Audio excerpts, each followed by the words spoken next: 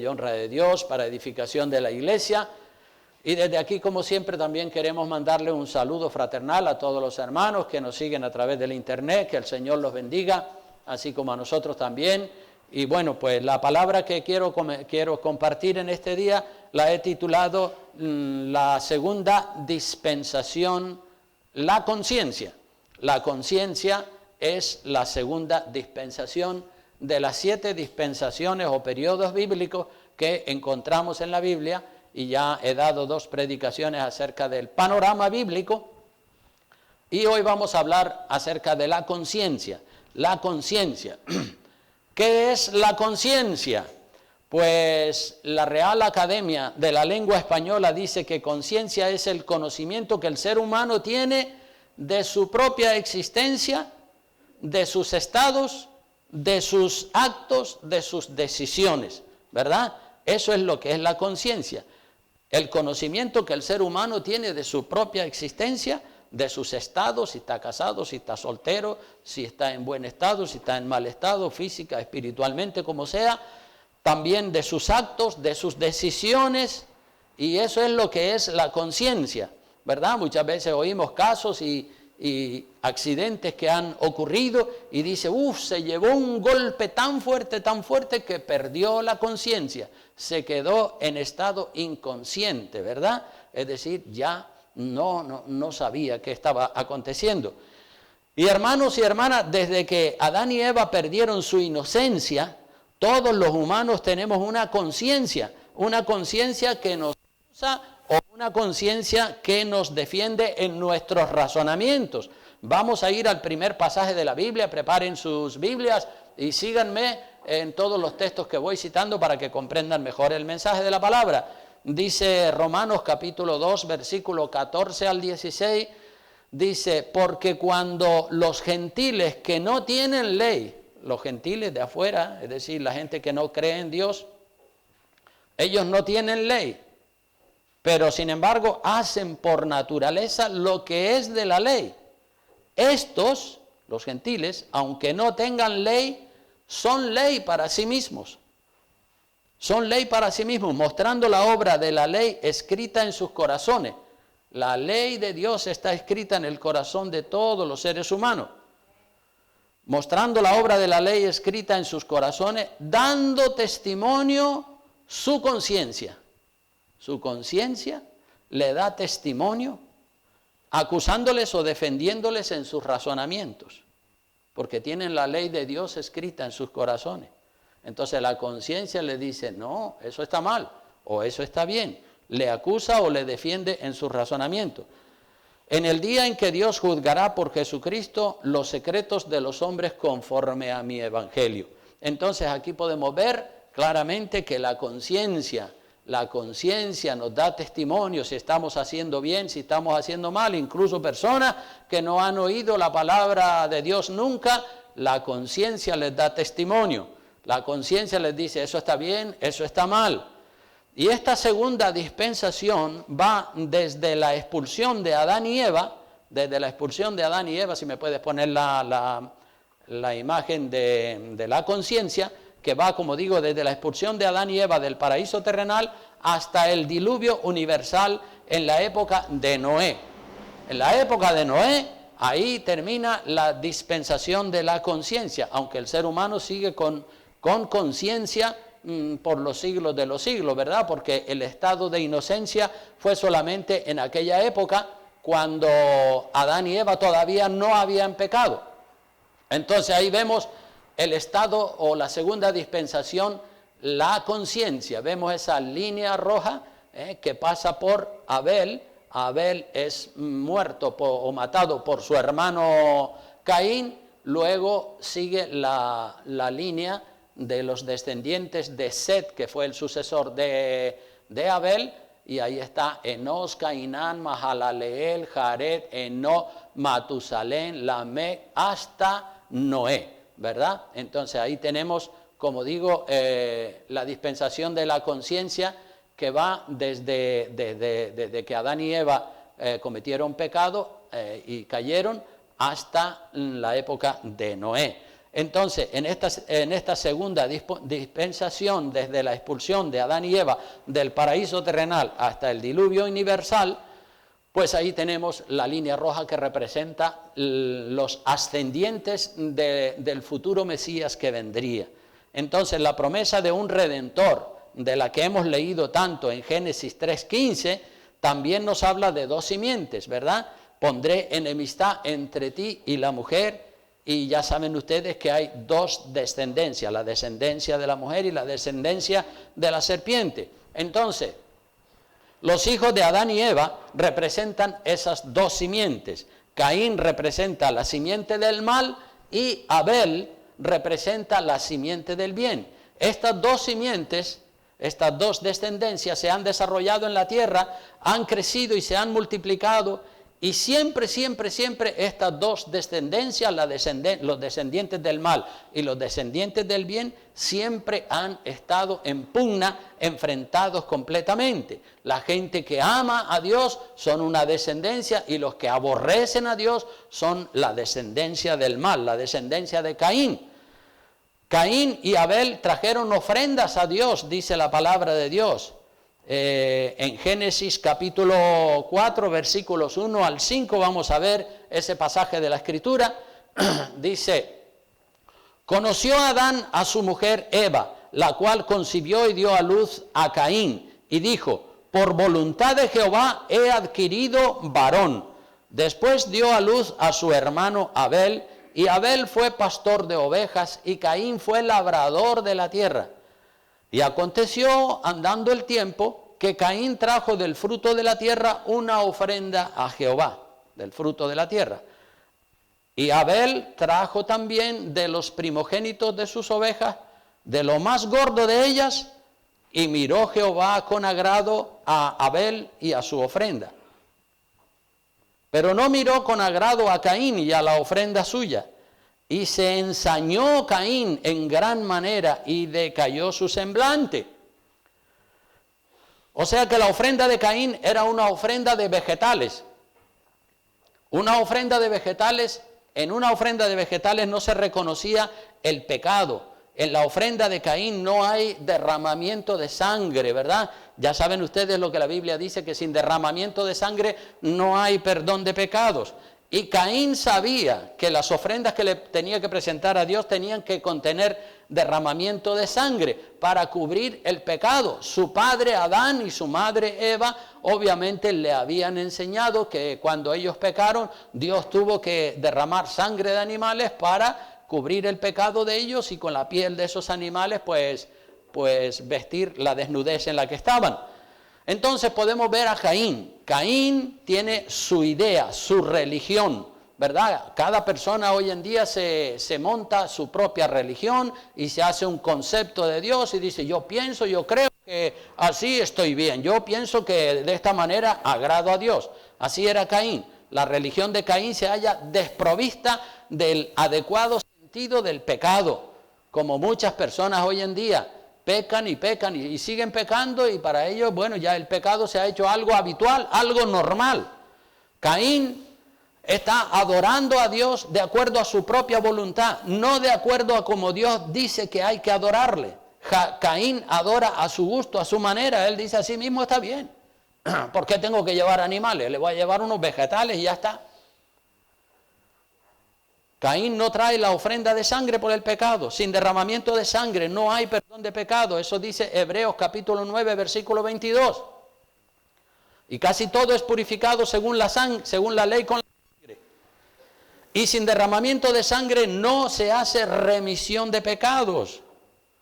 O sea que Caín no admite su pecado. Caín es un hombre de los que se justifica a sí mismo, como tantos hay hoy en día, que se justifican a sí mismos y creen que con sus ideales y con su opinión y con su manera de pensar están bien delante de los ojos del Señor, pero están equivocados. Caín, cuando ve que la ofrenda de Abel, su hermano, agradó a Dios, Caín se ensañó. Caín se puso envidioso, se puso furioso contra su hermano Abel. Y Caín mata a su hermano Abel. Y Caín le miente a Dios. Y Caín hace un montón de cosas que están mal. Dice el capítulo 4, versículo 6 en adelante del libro de Génesis. Dice, entonces Jehová dijo a Caín, ¿por qué te has ensañado y por qué ha decaído tu semblante? Ya Dios se está dando cuenta de que como la ofrenda de Abel agradó a Dios y la de él no le agradó, entonces ya el hombre está furioso, ya está con el ceño fruncido, ya está diciendo, ya está rabioso, furioso. Y Dios le dice, ¿por qué te has ensañado y por qué ha decaído tu semblante? Si bien hicieres, ¿no serás enaltecido? Y si no hicieres bien, el pecado está a la puerta. Con todo esto, a ti será su deseo, tú te enseñorearás de él. El pecado no tiene por qué enseñorearse de ti. Tú te puedes enseñorear del pecado. Así que Dios ve que Caín está lleno de celo. Dios ve que Caín está lleno de envidia. Dios le advierte de su mal sentimiento para que Caín cambie ese deseo que tiene de hacerle daño a su hermano. Pero ¿qué culpa tiene su hermano Abel? ¿Por qué te has ensañado contra él? Pero Caín sigue adelante con su malvado plan, a pesar de las advertencias de Dios. Así hay muchas personas hoy en día que a pesar de que Dios le advierte a través de la conciencia que lo que están haciendo o lo que están diciendo está mal, ellos siguen y siguen, son tercos, obstinados. Así era Caín. Consciente y deliberadamente Caín mata a su hermano. Verso 8 en adelante. Dice, y dijo Caín a su hermano Abel, salgamos al campo. Y aconteció que estando ellos en el campo, Caín se levantó contra su hermano Abel y lo mató. Y Jehová dijo a Caín, ¿dónde está Abel tu hermano? Y él respondió, no sé, ¿soy yo acaso guarda de mi hermano? Y él le dijo, ¿qué has hecho? La voz de la sangre de tu hermano clama a mí desde la tierra. O sea que Caín es un ser malo. Caín sigue adelante con su malvado plan a pesar de que Dios le está advirtiendo. No, para, ¿por qué ha decaído tu semblante? ¿Por qué ese odio? Y Caín tiene que ser maldecido por Dios porque no renuncia a malas obras. Hace lo malo y sigue haciendo lo malo, no se arrepiente. No hay arrepentimiento. Para que una persona reciba el perdón de Dios, primero tiene que arrepentirse. Si no se arrepiente, si no sigue en su pecado, en su testarudez, en su orgullo, mira, pues te vas para el infierno. El verso 11 dice, ahora pues, maldito seas tú de la tierra que abrió su boca para recibir de tu mano la sangre de tu hermano. Cuando labres la tierra no te volverá a dar su fuerza. Errante y extranjero serás en la tierra. Y dijo Caín a Jehová, grande es mi castigo para ser soportado. Pues es lo que te mereces. He aquí me echas hoy de la tierra y de tu presencia me esconderé y seré errante y extranjero en la tierra. Y sucederá que cualquiera que me hallare me matará. Le respondió Jehová, ciertamente cualquiera que matare a Caín 7 veces será castigado. Entonces Jehová puso señal, no sabemos qué tipo de señal fue, pero puso señal en Caín para que no lo matase cualquiera que le hallara. Entonces Caín era malo, hermano, era orgulloso, no quería obedecer a Dios. Sus ofrendas eran mezquinas, tacañas, no quería adorar a Dios tal como Dios demanda en su palabra. Él lo quería hacer a su manera. Yo lo hago así. Y si le gusta bien y si no le gusta, pues allá él.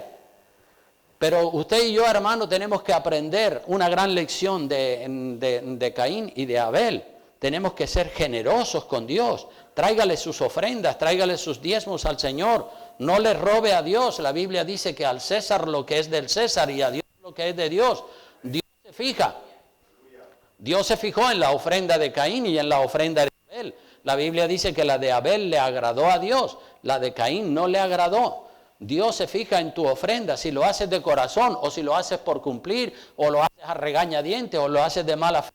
Dios, hermanos, es digno de que usted le dé sus ofrendas y que le dé sus diezmos. Miren lo que dice Deuteronomio capítulo 16, porque hay personas que esto de ofrendar y de diezmar, uy, no puedo, pero sí pueden otras cosas.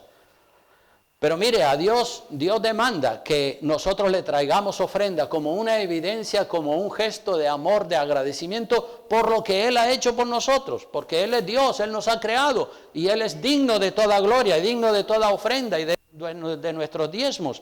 Dice en Deuteronomio capítulo 16, versículo 15 en adelante, leyes de Dios en el Viejo Testamento y en el Nuevo Testamento se repiten. Dice: 7 días celebrarás fiesta solemne a Jehová tu Dios en el lugar que Jehová escogiere, porque te habrá bendecido Jehová tu Dios en todos tus frutos y en toda la obra de tus manos, y estarás verdaderamente ¿cómo? Alegre, no cabizbajo, amargado como estaba Caín. No, tiene que poner una sonrisa, pero de corazón, decir: gracias, Señor, vengo a la iglesia hoy domingo a adorarte y a glorificarte. Estoy contento por el perdón de mis pecados. Mi nombre está escrito en el libro de la vida, Señor. Aquí traigo mis ofrendas y mis diezmos como una manifestación de mi agradecimiento para ti. Dice el verso 16: 3 veces al año aparecerá todo varón tuyo delante de Jehová tu Dios en el lugar que Él escogiere, porque todavía el templo no había sido construido. En la fiesta solemne de los panes sin levadura, en la fiesta solemne de las semanas y en la fiesta solemne de los tabernáculos. Sigue diciendo: y ninguno se presentará delante de Jehová, ¿cómo? Con las manos vacías. Ninguno. Aunque sea muy pobre, algo tiene que llevarle al Señor. Ninguno se presentará delante de Jehová con las manos vacías. Cada uno con la ofrenda de su mano conforme a la bendición, en función, en proporción a la bendición que Jehová tu Dios te hubiere dado. Es decir, Dios ha establecido la proporcionalidad. El diezmo es una ofrenda proporcional. En función de lo que Dios me ha dado, así le doy. Si Dios me ha dado mucho, pues mi 10% va a ser mayor que si yo tuviera poco. Es decir, por ejemplo, una persona que gana 5.000 euros al mes, pues da sus 500 euros. En proporción da igual que aquel que gana 1.000 euros, pero la cantidad es mayor. Aquel que gana 1.000 euros pues solo da 100 porque la ofrenda es proporcional. Aquí tenemos el concepto o la enseñanza de la proporcionalidad. Cada uno con la ofrenda de su mano conforme a la bendición que Jehová tu Dios te hubiere dado. Entonces, hermanos y hermanas, si usted tiene una actitud mezquina y no le da al Señor sus diezmos, sus ofrendas, y lo hace de todo corazón, usted debería de reflexionar, usted debería de replantearse esa situación, y mucho más a la hora de tomar la Santa Cena, ¿verdad? Miren lo que dice la Biblia. En 1 Corintios 11, 27 al 34, dice: de manera que cualquiera que comiere este pan o bebiere esta copa del Señor indignamente es en pecado, desobedeciendo a Dios, robándole a Dios las ofrendas, no dándole ofrendas al Señor. Eso es indignamente. Será culpable del cuerpo y de la sangre del Señor. La dignidad tiene que ver con la santidad. Cuando una persona vive en santidad se siente digno. Cuando una persona está en pecado, robándole a Dios las ofrendas y haciendo con su dinero y con su tiempo lo que le da la gana menos lo que dice el Señor, pues entonces esa persona va a sentir carga de conciencia, no va a sentir la dignidad que debería de sentir. Pero cuando una persona le cumple a Dios, le da sus ofrendas, es fiel al Señor, pues esa persona se siente digna de tomar la Santa Cena. Por eso dice, de cualquiera que comiere este pan o bebiere esta copa del Señor indignamente, es decir, en pecado, en desobediencia, será culpado del cuerpo y de la sangre del Señor. Por tanto, pruébese cada uno a sí mismo y coma así del pan y beba de la copa. Obviamente, si después de haberte hecho un examen de conciencia y de haberte probado, entiendes que estás bien delante de Dios, puedes comer del pan y beber de la copa sin ningún problema, porque vas a sentir la dignidad de Dios. Pero si le estás en desobediencia, pues no vas a sentir esa dignidad. Es más, Dice la palabra en el verso 29, porque el que come y bebe indignamente, sin discernir el cuerpo del Señor, juicio come y bebe para sí, sin discernir, sin entender y sin poner en práctica lo que dice la palabra del Señor. Sigue diciendo en el verso 30, dice, por lo cual hay muchos enfermos y debilitados entre vosotros y muchos duermen. ¿Por qué? ¿Por qué había muchas personas debilitadas y enfermas y otros ya se habían muerto prematuramente? Pues porque no tenían la dignidad del Señor, porque estaban pisoteando las cosas de Dios y estaban haciendo como hacía Caín. No, así mismo está bien. Caín le ofrece en ofrenda al Señor unos vegetales y su ofrenda no contiene derramamiento de sangre. El derramamiento de sangre significa que la persona se da cuenta que es un pecador y tiene que haber sangre en su ofrenda. En las ofrendas del Nuevo Testamento ya no tenemos que derramar sangre como en el Viejo Testamento, porque Jesucristo derramó en nuestro lugar su sangre en el Calvario. Amén. Entonces dice, si pues nos examinásemos a nosotros mismos, no seríamos juzgados, mas siendo juzgados, somos castigados por el Señor, para que no seamos condenados con el mundo. Así que, hermanos míos, cuando os reunís a comer, esperaos unos a otros. Y si alguno tuviere hambre, coma en su casa, para que no os reunáis para juicio. Las demás cosas las pondré en orden cuando yo fuere. O sea que estos son enseñanzas que el apóstol Pablo está dando, que son enseñanzas fundamentales, y por eso dice, estas son las enseñanzas primarias, hay que guardarlas, las otras cosas que son secundarias ya las pondré en orden cuando yo fuere. Pero esto de la Santa Cena, recuerden que es así, el que come y bebe indignamente, juicio come contra sí mismo. No es que voy a recibir la bendición, como voy a participar de la Santa Cena, voy a recibir la bendición. La bendición la recibes si estás digno, si estás en conciencia, si estás viviendo un cristianismo como Dios espera que lo vivas, pero si estás viviendo un cristianismo que pecas y sigues pecando y sigues haciendo las cosas a tu manera, como las hacía Caín, entonces eso no te bendice, recibes maldición en lugar de bendición. Caín fue maldecido, Dios lo tuvo que maldecir, porque la testarudez y el orgullo de él era tan grande que no había un arrepentimiento. Así que si usted tiene una actitud mezquina y no le da al Señor sus diezmos, sus ofrendas, y lo hace además de todo corazón, usted no debería de tomar la Santa Cena, por esto mismo que dice 1 Corintios capítulo 11. Algunas personas por ahí dicen, no, pero si Dios mira lo que está en el corazón. Claro que sí, Dios mira lo que está en el corazón, pero ¿qué pasa si el corazón es tacaño y el corazón es mezquino? Entonces esa persona no le está creyendo a Dios. Algunas personas se engañan a sí mismos y creen que porque son religiosos y vienen el domingo a la iglesia, pues ya han agradado a Dios y ya Dios está contento con ellos. Y claro que es bueno venir a la iglesia y oír la palabra de Dios, porque la Biblia dice que la fe viene por el oír y el oír la palabra de Dios. Pero hay que tener un corazón entregado completamente al Señor. Mire lo que dice 1 de Tesalonicenses 5:23. Lea conmigo, dice, y el mismo Dios de paz os santifique por completo. No una santificación parcial, no algo así de cualquier manera, no, santidad completa. El mismo Dios de paz os santifique por completo, y todo vuestro ser, el ser de la persona, el ser humano está compuesto de espíritu, alma y cuerpo, y todo vuestro ser, espíritu, alma y cuerpo, las tres partes de nuestro ser, sea guardado. ¿Cómo dice que tiene que ser guardado? Irreprensible, es decir, que no haya que estarlo reprendiendo un día sí y otro también, y diciéndole lo mismo una semana y otra semana, sino que sea guardado, irreprensible, para la venida del Señor Jesucristo, que viene pronto a buscar su iglesia. Así que si usted valora la sangre que Cristo derramó por sus pecados en la cruz del Calvario, usted le da a Dios lo mejor de su vida, lo mejor de su tiempo, lo mejor de su ser, lo mejor de su dinero. Pero si usted no le da a Dios lo que Dios le pide, entonces es como si usted no estuviera valorando lo que Cristo, el derramamiento de sangre que Cristo hizo en la cruz del Calvario a su favor. Caín, hermanos, era del maligno. Caín no era obediente a Dios. Vea lo que dice 1 de Juan 3, del 9 al 12.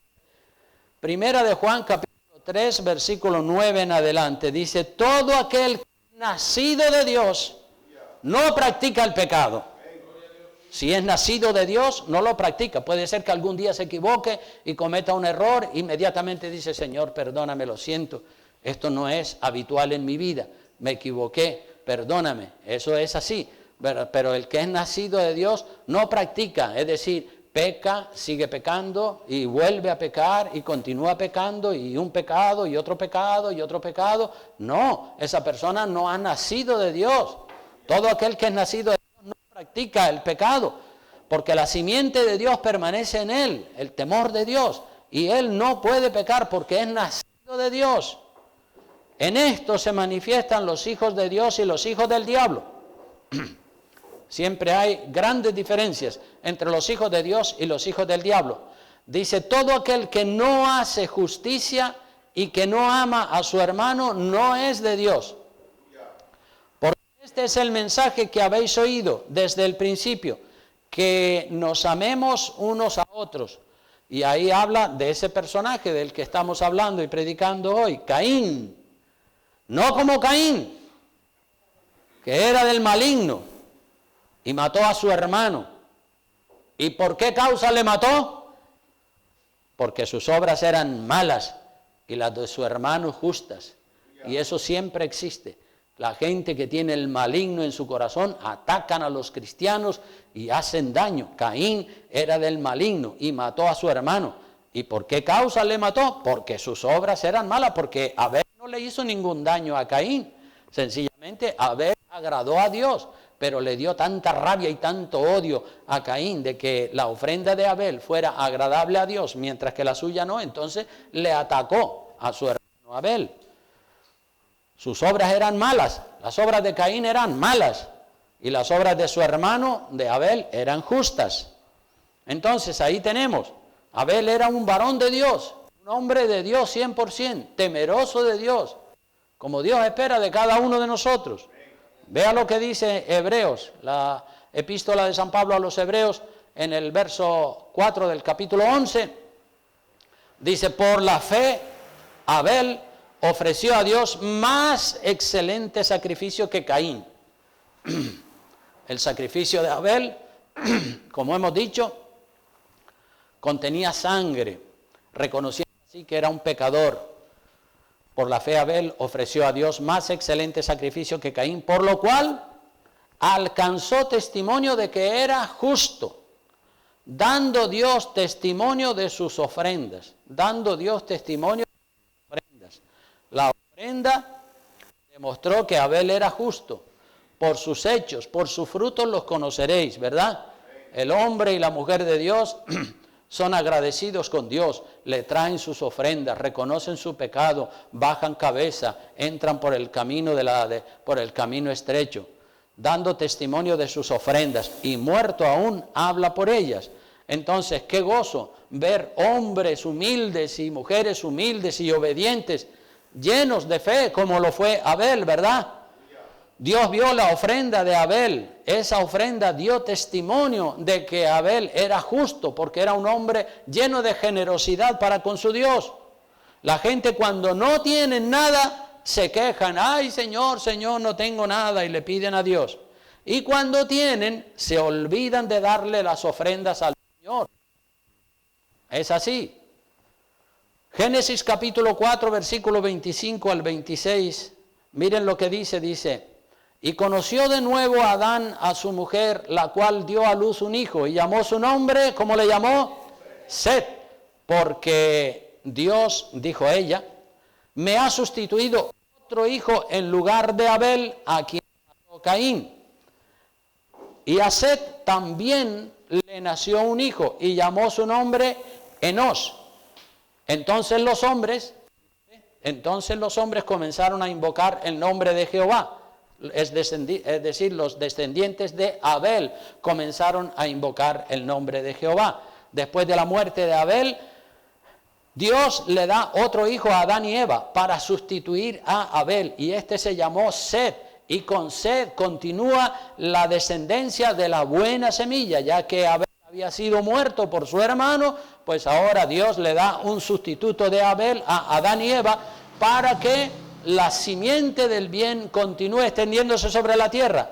Entonces tenemos dos simientes en Génesis 3:15, dos simientes, la buena semilla y la mala semilla, la semilla de Caín y la semilla de Set. Y esas las puede ver hoy en día, los que aman a Dios y los que odian a Dios y no quieren saber nada de Dios, los hijos de Dios y los hijos del diablo. Así está dividida la humanidad en los hijos de Dios y los hijos del diablo. Ante los ojos de Dios solo hay dos clases de personas, los hijos de Dios y los hijos del diablo. Los hijos del diablo huyen, huyen de la luz, huyen de la iglesia, huyen de la Biblia, huyen de todo lo que tenga que ver con la ley de Dios. Vea lo que dice primera de Juan, Juan capítulo 3, Evangelio según San Juan capítulo 3, versículo 19 al 21. Dice, y esta es la condenación, que la luz vino al mundo. Cristo es la luz, Cristo vino al mundo. Los hombres amaron más, ¿qué cosa? Las tinieblas que la luz. Amaron más las tinieblas que la luz. Tendrían que haber amado más la luz que las tinieblas, pero amaron más las tinieblas que la luz. ¿Y por qué fue que amaron más las tinieblas que la luz? Porque sus obras eran malas. Y la persona que anda por mal camino aborrece la luz, no quiere la iglesia, no quiere la Biblia, no quiere saber nada de Dios, porque anda por un mal camino. Lo dice el verso 20. Porque todo aquel que hace lo malo aborrece la luz y no viene a la luz. ¿Por qué no viene a la luz? Para que sus obras no sean reprendidas. ¿Es tan clara la Biblia? Mas el que practica la verdad, el que tiene un corazón abierto para Dios, viene a la luz, viene a la iglesia, viene a la Biblia, lee, ora, estudia, ayuna y está 100% a favor de Dios. Mas el que practica la luz el que practica la verdad viene a la luz para que sea manifiesto que sus obras son hechas en Dios. Entonces, unos huyen de la iglesia, de la Biblia y de la casa de Dios porque están en adulterio y a lo mejor no quieren que su pecado sea corregido.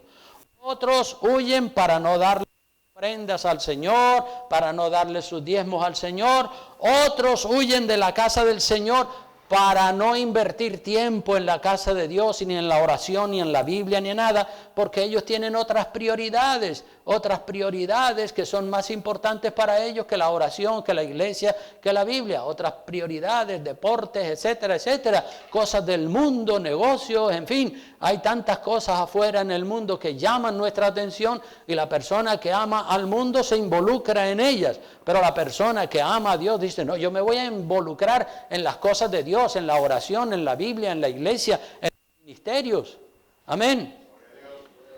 A partir de aquí, hermanos, la Biblia deja de hablarnos de la mala semilla de Caín, porque hasta aquí nos estaba hablando de la mala semilla de Caín, y comienza a hablarnos de los descendientes de Set, de dónde vendría, como vieron anteriormente en la imagen que pusimos, como vieron que el Mesías vendría como uno de los descendientes de Set.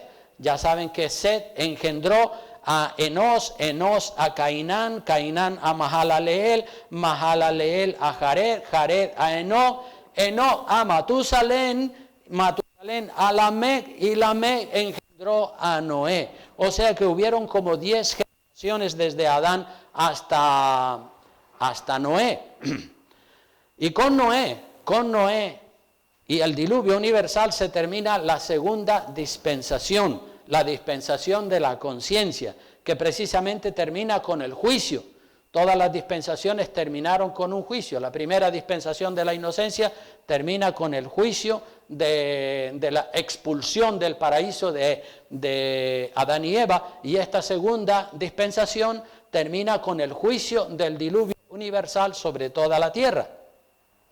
Todo se había corrompido, todo se había corrompido y eran muchos más los que estaban haciendo lo malo que los que hacían lo bueno. Vamos a ir a Génesis capítulo 6, versículos 1 al 4, para que veamos lo que dice esa palabra.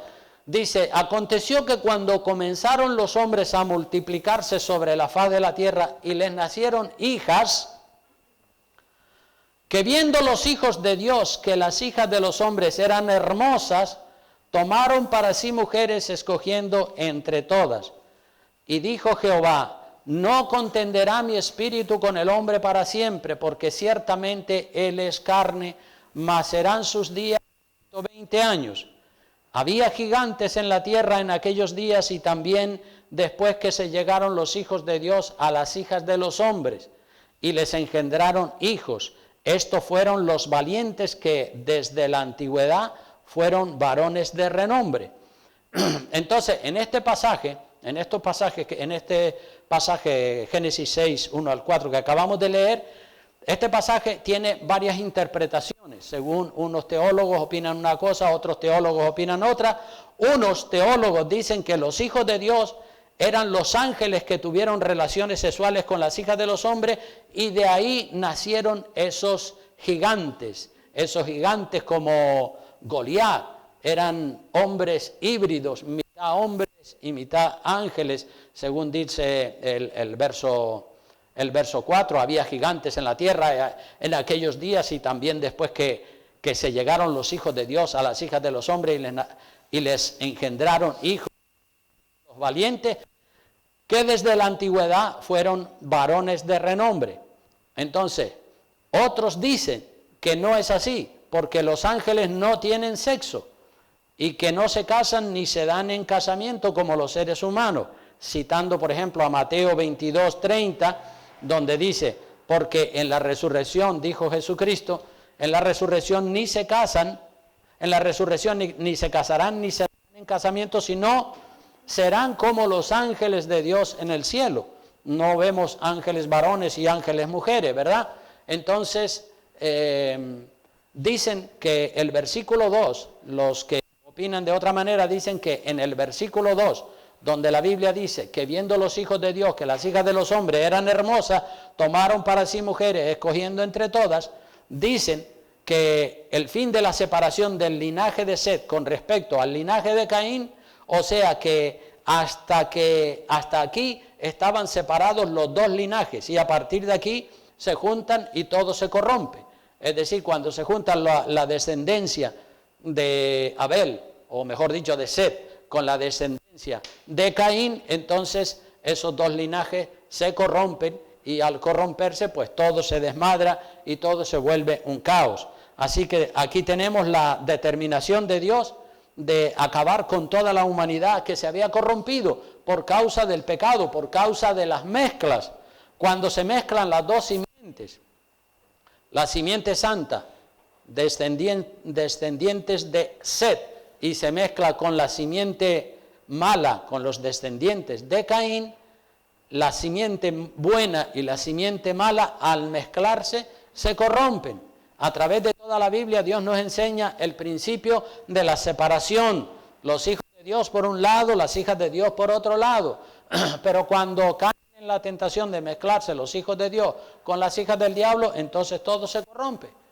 En la Biblia vemos que Dios siempre, desde el principio, Dios quiere separar de Dios de los hijos del diablo, separados, apartados del mundo. Si nos mezclamos con ellos, si los hijos de Dios se mezclan con los hijos del diablo, entonces todo se corrompe y todo se vuelve un caos, un desorden, un pecado, la inmoralidad, la rebelión, y Dios determina destruirlos a todos para empezar una nueva era con Noé y sus descendientes.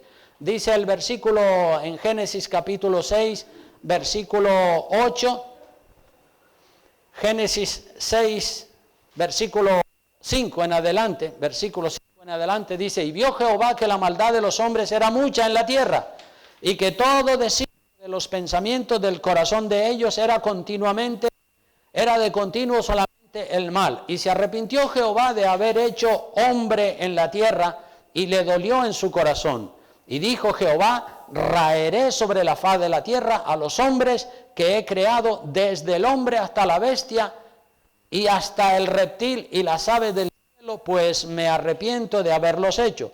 Pero, aquí viene el verso 8, el verso de la esperanza, pero Noé halló gracia ante los ojos de Jehová. Qué bueno, en medio de una generación corrompida, degradada, podrida por haberse juntado los hijos de Dios con los hijos de Satanás, pues ahí se levanta un hombre de fe. Noé halló gracia ante los ojos de Dios. Abel o Set halló gracia ante los ojos de Dios. Más adelante vemos que Abraham halla también gracia ante los ojos de Dios. Noé halló gracia ante los ojos de Jehová. Estas son las generaciones de Noé. Varón justo, era perfecto en sus generaciones. Con Dios caminó Noé y engendró Noé 3 hijos, a Sem, a Cam y a Jafet. Y se corrompió la tierra delante de Dios y estaba la tierra llena de violencia. Y miró Dios la tierra y he aquí que estaba corrompida porque toda carne había corrompido su camino sobre la tierra. Dijo pues Dios a Noé, he decidido el fin de todo ser, porque la tierra está llena de violencia a causa de ellos, y he aquí yo los destruiré con la tierra. O sea que Noé haya gracia delante de los ojos de Dios. La palabra de Dios habla de Noé como un varón temeroso de Dios, como un varón de Dios. En Hebreos capítulo 11, versículo 7, también vuelve a ir hablando acerca de Noé. Dice, por la fe Noé, cuando fue advertido por Dios acerca de cosas que aún no se veían, dice, con temor preparó el arca en que su casa se salvase. Con temor, en obediencia, preparó el arca en que su casa se salvase. Y por esa fe condenó al mundo y fue hecho heredero de la justicia que viene por la fe. O sea que la palabra de Dios habla de Noé en varias partes. Un hombre temeroso de Dios en medio de una generación corrompida. Noé le creyó a Dios. Noé preparó el arca en que su casa se salvase. No es lo mismo creerle a Dios o creer que Dios existe, que creerle a Dios todo lo que Dios nos dice a nosotros. Aleluya. Noé trabajó construyendo el arca porque creyó lo que Dios le había dicho acerca del diluvio. Otros de la generación de Noé no creyeron, y como no creyeron, lo que hacían es que se burlaban de Noé. Pero Noé le creyó. Cuando uno cree, se toma las cosas de Dios en serio. Y cuando Dios le dijo a Noé que iba a destruir toda la tierra, Noé le creyó a Dios. Se puso manos a la obra y construyó el arca preciosa para que se salvase en ella toda su casa. La persona que cree, actúa y trabaja en consecuencia. El que anda de brazos cruzados y no da un palo al agua, ese es que no cree. El que no hace nada, el que siempre está de brazos cruzados, es el que no ha creído a Dios. La persona que cree a Dios, actúa. Noé creyó lo que Dios había dicho y actuó en consecuencia. La persona que vive en pecado se condena. Ya voy terminando para luego pasar a la Santa Cena. Vayan reflexionando también. Dice 2 de Pedro capítulo 2 versículo 4 al 6. Porque si Dios no perdonó a los ángeles, fíjense hermanos lo que dice. Ahí tenemos 3 ejemplos de condenación. Dios es un Dios que perdona, sí, pero cuando hay un arrepentimiento, pero si no lo hay, entonces no hay perdón. Ahí tenemos 3 ejemplos de que Dios no perdona cuando las personas reinciden en su pecado deliberada y voluntariamente. Si Dios no perdonó a los ángeles, fíjate lo que dice, los ángeles que estaban en el cielo llenos de gloria y de gracia y de bendición, Dios no perdonó a los ángeles que pecaron, sino que arrojándolos al infierno, los entregó a prisiones de oscuridad para ser reservados para el juicio. Se rebelaron, sabían que lo que era, prevaricaron, sabían que lo que estaban haciendo estaba mal, pues Dios no los perdonó. Y si no perdonó al mundo antiguo, fíjate otro grupo de personas a las que Dios no perdonó. Si Dios no perdonó al mundo antiguo, sino que guardó a Noé, pregonero de justicia, con otras 7 personas, trayendo el diluvio sobre el mundo entero de los impíos. Si Dios no perdonó al mundo antiguo, sino que guardó a Noé, pregonero de justicia, con otras 7 personas, trayendo el diluvio sobre el mundo de los impíos. O sea que Dios no perdonó por un lado a los ángeles que pecaron contra él, no perdonó a la gente de la época de Noé, al mundo antiguo, sino que guardó a Noé, pregonero de justicia, con otras 7 personas. O sea que aquella generación a la que Noé le predicó, ellos no se arrepintieron, y como no se arrepintieron, pues se condenaron también.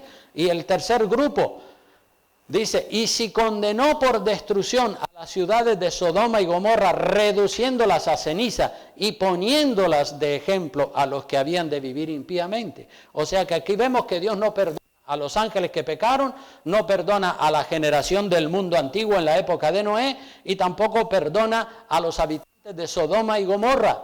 Dios no perdona. Dios no perdona cuando no hay arrepentimiento. Tiene que haber un arrepentimiento, tiene que haber un quebrantamiento completo y total. Por eso, hermanos, tenemos que tomarnos las cosas de Dios y servirle a Dios con una conciencia limpia, sabiendo que un día todos nosotros tenemos que rendirle cuentas delante de Dios. Y ese día que le tenemos que rendir cuentas a Dios puede estar más cerca de lo que nosotros nos esperamos.